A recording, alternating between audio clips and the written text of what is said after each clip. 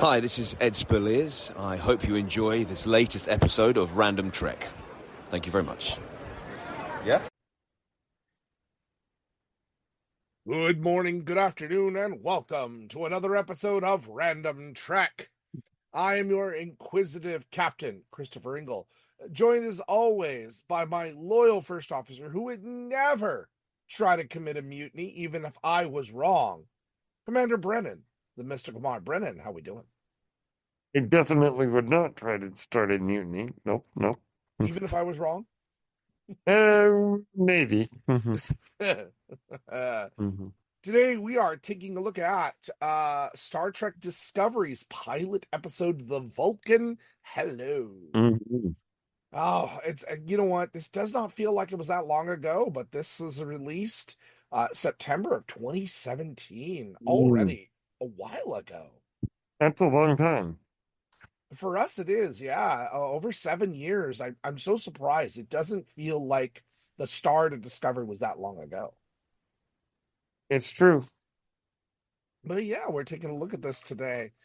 So Brendan, you and I have talked before, and I know your feelings of the first season of Discovery are a little mixed. Mhm. How did you feel going back to the start of it all for the first time in quite a while? Surprisingly, I think it was a pretty good start. Um, the tension was there, and immediately you wanted to know what happens next. Mhm. And that's good. That's a good sign. Yeah, I watched it, and it kind of made me long for both the Burnham and Saru that would grow. Mhm. Because I'll be honest, I don't like this Burnham and this Saru. Yeah, I would agree with that. I agree. But you know what? Character arcs happened, and it's not their fault at this point. Yeah, Characters Michael grow. Burnham is very insufferable at first. Yes, but so was Saru. And so is Saru, yeah. Oh, all right. Well, let's before we get into this, we did get a little bit of Star Trek news in the last week that has been unfortunately very, very, very saddening. We lost a very important writer in the Star Trek universe. We did indeed. Yes. Why don't you tell our listeners about it? Well, the great Jerry Taylor has passed away. One of the great contributors to Star Trek, um, particularly of the 90s era, which, as many of you know, was kind of the golden age for Star Trek. Mhm. Um, Next Generation, Deep Space Nine, and Voyager all were on TV in the 90s. And I think that Jerry Taylor definitely played a role in making Star Trek what it is today and how we think of it very much. Because you could argue that the next generation redefined what Star Trek was after only the original series and the animated series. And other than DC Fontana, to have a female writer that prolific Yes, in Star Trek history at that time still was unheard of. it's very true. Yeah, I mean, and she was very big in Next Generation, Voyager. She is credited as the creator of the Cardassians. Yes, indeed she is. Yeah. And having written other great episodes, some that I love to this day, Drumhead. Drumhead is one of my Mhm. favorite episodes of all time in Yes. Next Generation, and she wrote that, and I was like, wow, you don't really think of that. Unification, I Borg, Yep, all Heinz her. Arrow, Chain of Command. Oh, so many great ones that you just don't think of. We just want Um, to talk about Sub Rosa. Hey, everybody gets a pass somewhere. Yeah, it's true. It's true. Oh, but it So is, she will be missed. She will be very missed. very, very much appreciated for her. A couple of other little things before we get going. We have a premiere date for the Section 31 long trek. Yes. It'll be the end of January. We are getting that. Did not expect it this soon. Yeah. That's coming in, as well as news that the second season, we don't even have a first yet, second season of Starfleet Academy has already been approved Nice. and greenlit. I'm really excited for this Starfleet Academy work to see what happens. A lot of great news coming out of Trek here as we get ready to go. It's very true.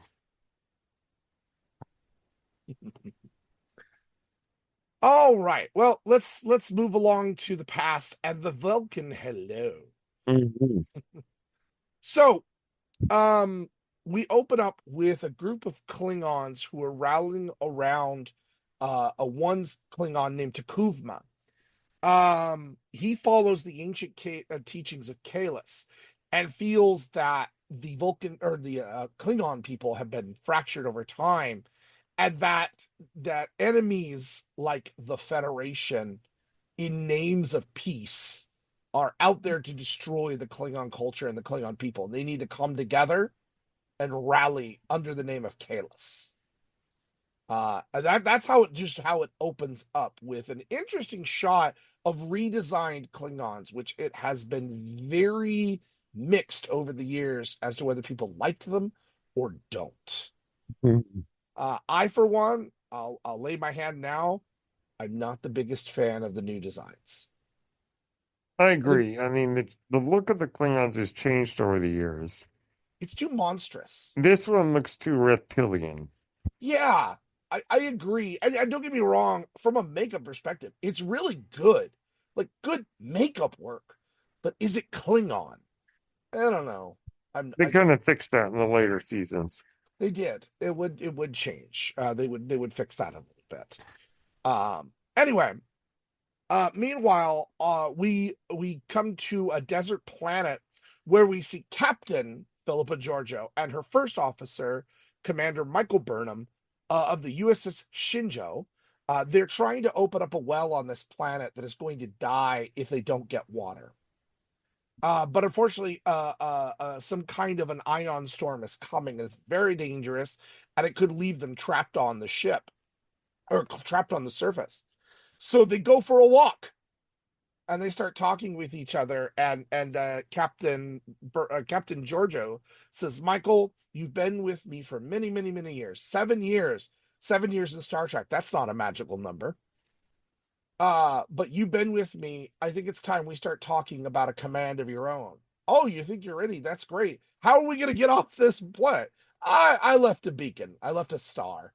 And so the ship, the USS Shenzhou, comes into the atmosphere, beams them out, and leaves. And as they leave, we found out they're walking, forms the Starfleet Delta. And she Yes. created kind of a neat little Yes. symbol. That was awesome. Awesome thinking. But so the date, just for comparison, is May 11th, 2256. Yes. The crew of the Shenzhou is investigating this damaged relay in deep space, and there's an unidentified object out there. They can't quite figure out what it is. They can't get a clear reading on it, but Saru, who is not this is before his Baharai. He's got his little ganglia and his I'm a little nervous here. And he's I'm nervous grumpy. here. He's very grumpy. Yes. Yes. He doesn't sound as wise either. The Doug Jones that we love. Yeah. Um, Yeah, he's not there yet. Mhm. Now again, no time to develop. If you remember, go back to Encounter at Farpoint. Yes. Data was very similar. Like Yes. Data, we didn't know where he was going. Yes, So that's it took very some true. it took some time. But that being said, they want to figure it out. So they do something they can't see it. Something is messing up their visual scanners. They cannot see it.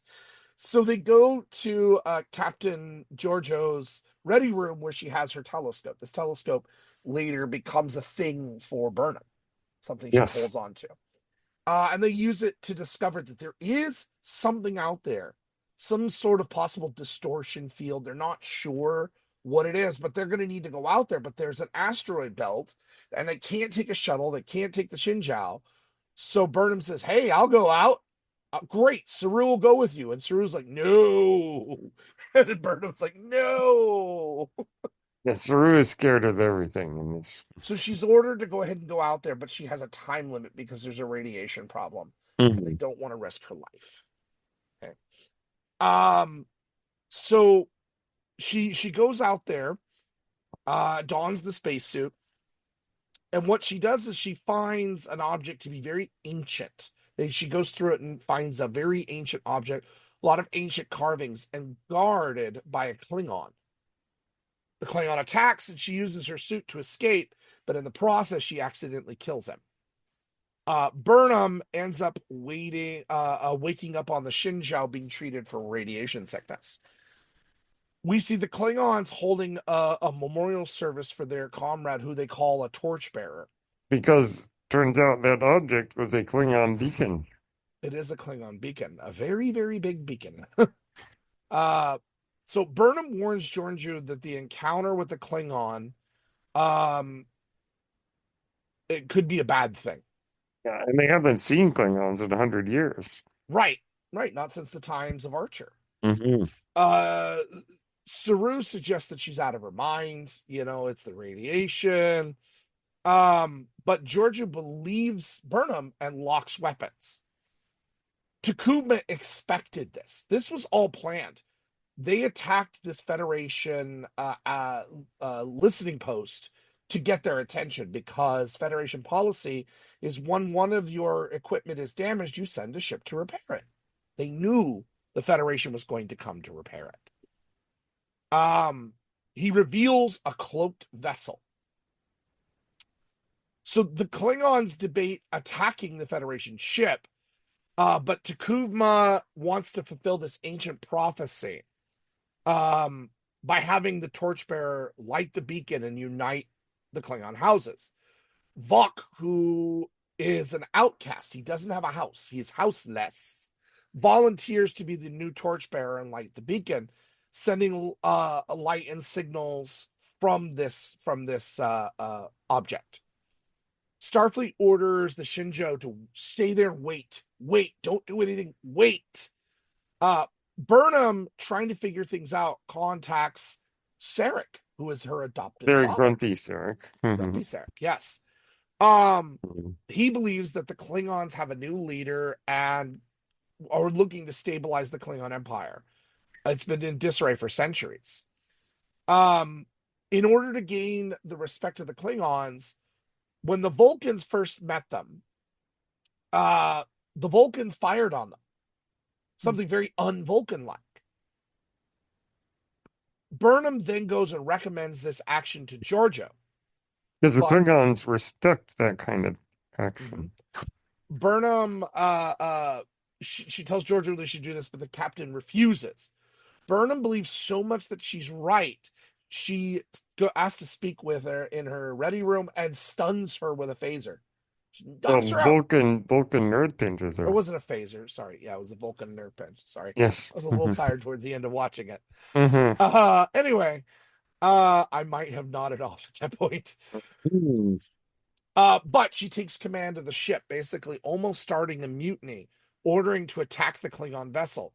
Giorgio recovers just in time, but then several Klingon vessels arrive.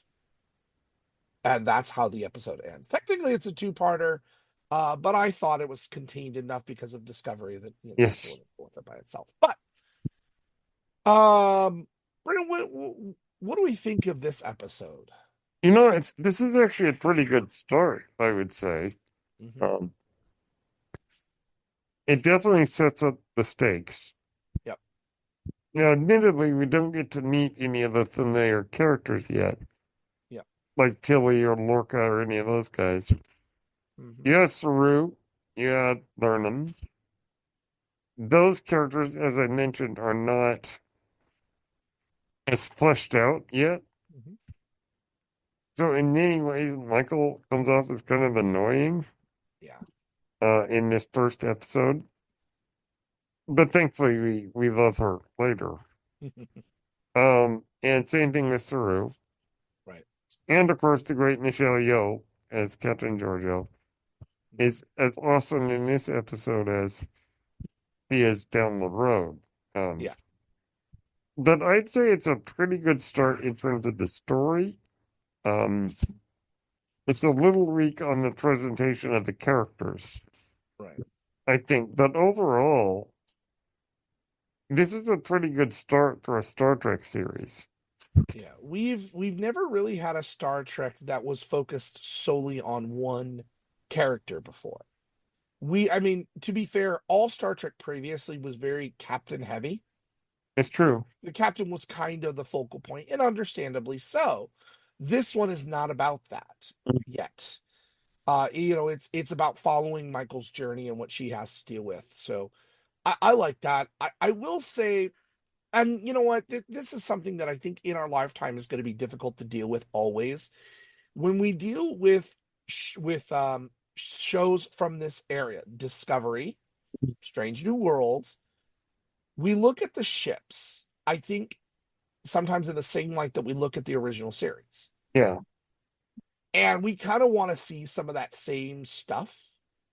And it's with the advent and growth of technology on our part, designs, ideas, our abilities change into what we can present. It's no longer just plywood and and stucco and whatever it is, paint. Motion control. Yeah. Yeah, it's so much more to the point that sets now aren't chintzy sets on a soundstage. It's a giant green screen. And it's not even a green screen anymore as much as it is an actual projected screen that they can film right there in the moment. So the The actors can actually see the the backgrounds. volume. Yeah, that's amazing. But when I look at the Shenzhou and the design here, which is supposed to be out at the same time as the Enterprise, I don't know. I feel like, I want some rectification of a little bit of the old school Yeah. with the new school. It's the treacle effect of it looks better because of our modern technology. It's what happened with Enterprise. Yeah, it's the same Enterprise did the thing. same thing. Their technology seems was a little bit better than the Constitution class 100 years earlier. Yeah, I Um, know that Strange New World rectifies some of this. yeah, they do. They do. There's been a lot of fan explanations as to why that is and what have you. But I just it's a little thing for me in designs when you do these prequel series. I would love a little bit of honoring what was, I just to agree. kind of keep that I in. agree. Um, yeah, but otherwise, the music was really great in this episode too. That's true. I That's was very true. really enjoying it. Something that most Star Trek series excel at, which I really enjoy. Um, let me ask you this though. Um, because when this came out, I think in general, this is a good episode. It's Yeah, something different. I think so. Do you think that, and you've talked about this in the past on the podcast, do you think gatekeeping was happening here when this came out? That this isn't my Trek, this isn't, Discovery has had a lot of gatekeeping issues. I think that's absolutely correct. That there are a lot of fans who are saying this is not my Star Trek, which if it doesn't work for them, that's fine. Mhm. But I think the idea of if you like this, you're not a real fan, that's the kind of gatekeeping that's bad. And there was a bit of that. It's true. And it is different. It is very, It very, is very very different. different show, yes. And I totally get that, Hmm. but Discovery quickly turned into something that I enjoyed thoroughly, especially once we get to Lorca. Oh, yes. Lorca is one of my favorite Star Trek characters of all time. Mhm. Like, you want to talk about a Star Trek villain that's really, really good. It's Lorca. First, everything Jason Isaacs does is amazing. Oh, yeah. We love him. I absolutely love him in And this. of course, season 2, the introduction of Pike. I mean, that's amazing. Yeah, So, this series has given us some great captains, including Saru, including Burnham.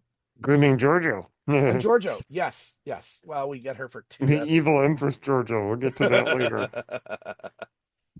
Oh, that was such a good twist. And that's the other thing. It brought the mirror universe as a whole back to us, not just in little pieces like Yes. DS9 did. Hmm. And I love it. The mycelial network, that's a very creative It idea. was, yeah. And I do feel that to this day, I think that was handled very well. Yeah, I and of mean, course that's. we get characters like Stamets Mhm. and Paul and Saru, Yep. and just the list goes on. Yeah. This, you know what? It's a strong start to what I don't feel is a weak season, but critically and with fans, it's mixed. Yeah, it's a very different approach to Star Trek. Yeah, and I don't think that's fair of it. And this is an interesting thing because what Burnham is doing, looking back, I don't blame her. She felt she was right. And that is something that with Burnham is an interesting arc that we deal with, this Vulcan cynicism that's in her. No, what I'm saying is logical. The way she talks too, the way she does things, she uses Vulcan logic with human emotion. A very dangerous combination. And I think that her character became better when she stopped doing that. Mm-hmm. I agree. But When they stopped the whole Vulcan thing. it takes, I think the problem is it takes a season to truly develop out who you're going to be. And we see that with Discovery. Saru does not get interesting until the second season. Yeah, and Star Trek is a history of this, Mhm. where the first season might be a little bit of a miss, but then it leads to some good stuff later. I think the only time in recent years that we have had great first seasons has been Lower Decks and Strange New Worlds. I agree. No And offense. Prodigy. Yeah, and Prodigy.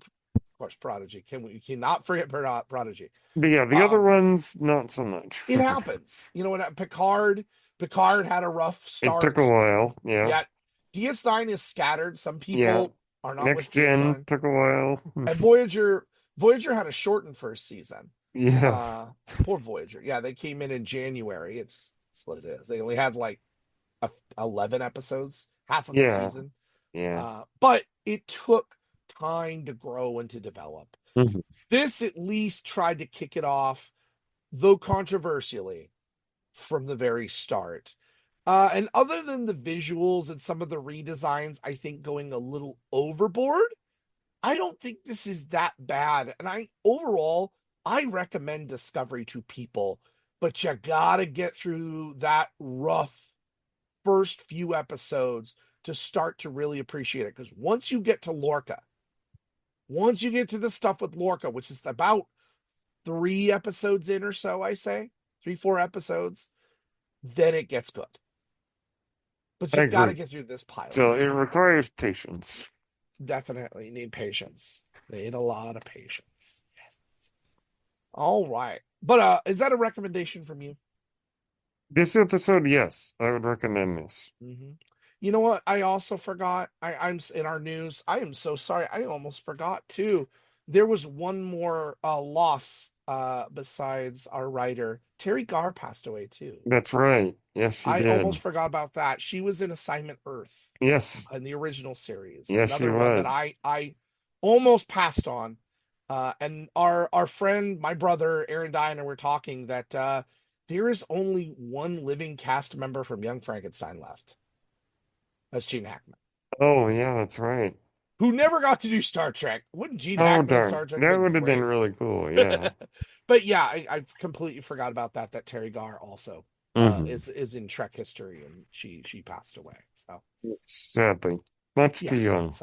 sorry about that, bringing it all down. But Well, I much too forgot about young. that. She was only 79. She was suffering from MS for the last 20 years. Oh, yeah, that's right. Yeah. So I understand. I get it. Yeah. One of my favorite roles for her, surprise, it wasn't Star Trek. It was as Phoebe's mom in Friends. Oh, She's that's Phoebe. right. She's Phoebe's Yes. mom, and I love that. She looks Well, so that's much like Terry. perfect because they're so similar. They do look a lot Yeah, they alike. do really. Yeah. And I love Terry Garr. Terry Garr, nominated, I believe, for Tootsie. Yes. She was nominated Yes, for she Tootsie. Only was. nomination she ever got. But anyway, we love her too, and may she also, rest in peace in the stars. Yes. All right. Well, next week we go to Strange New Worlds.